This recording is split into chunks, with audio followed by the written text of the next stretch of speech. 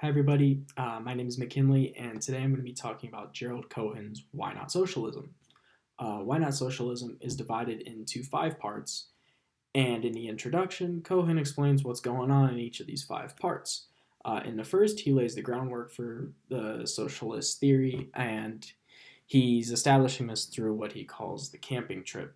And it's just like any other camping trip, but he actually gives some guidelines, which really aren't that surprising.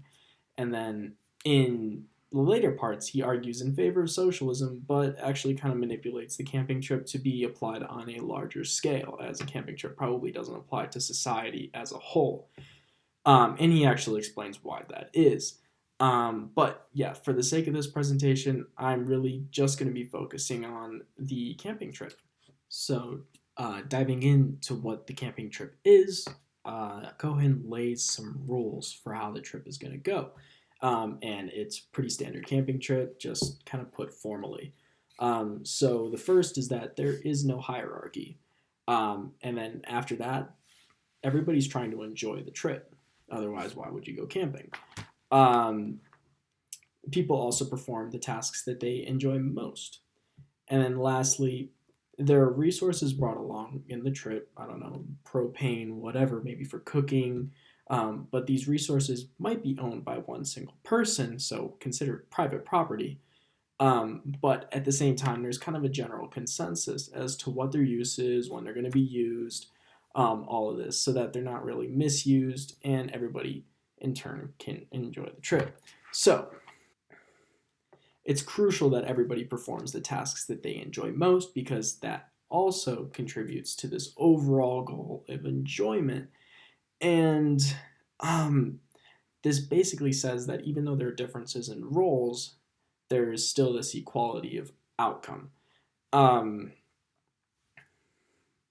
but then, also on a camping trip, he assumes that everybody kind of has this idea of working for later enjoyment, kind of seeing the bigger picture.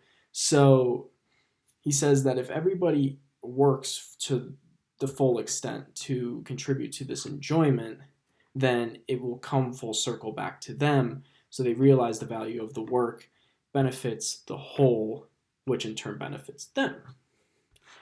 But then he also proposes an alternative where a market system could occur and people are more in it for personal gain, might be looking for lucrative opportunities, and he claims that essentially this would be pretty inefficient. So, in addition to being inefficient, Cohen also explains that it would probably be disliked by most people. And I don't know about you, but if I went on a camping trip and people each brought uh, these supplies, such as a tent, a stove, and whatnot, essential things to camp, and if I had to pay them for use of those, or if I had to give something in exchange for that, I feel like I wouldn't enjoy my time on the trip. So Cohen is essentially justifying this, and it's a totally logical argument. So he's saying that a socialist system on a camping trip would be the most logical, as the resources are shared, and everybody's contributing to the whole rather than looking for individual gain and maybe coming at the detriment of others. And that goes against the idea of the camping trip because everybody's trying to enjoy it. To justify his point, Cohen outlines a few scenarios that could possibly occur. And the first is this guy named Harry. Harry's good at fishing, and he also likes to do it. And he catches dinner for everybody, and he also demands that he gets better fish. But everybody else says, why should we give you better fish? We also have these important roles in society or on the camping trip, and we don't expect anything else from other people. Plus, you like fishing. This is something that you shouldn't expect more just because it's important, but you also like it. And then in the second point, he outlines this scenario of a girl named Sylvia who finds an apple tree, and she comes back to the campers, and everybody can make apple pie now and whatnot. But she also expects something in return. Um, but the campers also say that this is kind of ridiculous. Um, but if we take this camping trip and try to apply it to a larger scenario, let's say the apples are a new drug for Alzheimer's, and Sylvia is a scientist who just synthesized this drug. Um, if you were to synthesize this drug, there would probably be some form of payoff. Doesn't need to be money, whatever. Um, if we were to live in, or if it were to be a socialist system, there would kind of be a lack of this payoff and possibly also a lack of incentives. So why should she excel at what she does if there's no incentive afterwards? She's getting the same outcome as somebody who did something maybe menial. So, in the next two scenarios, Cohen also is explaining how these people have demands, but it's ridiculous that on a camping trip that they should expect anything from doing their job. But Cohen at the end of this says that there are a lot of differences between society as a whole and just this small camping trip, macro versus micro. And it's important to identify these differences, but he also says that it actually could be possible for this camping trip to relate in some way to a larger system if we can narrow down the differences that actually matter. As a whole, in part one, Cohen is laying the foundation for the claims he's going to justify later on in Why Not Socialism. And this has to be the case because there are a lot of holes that could really be poked in the argument of how a small scale operation like a camping trip could even apply to society as a whole. And there are a lot of adjustments made.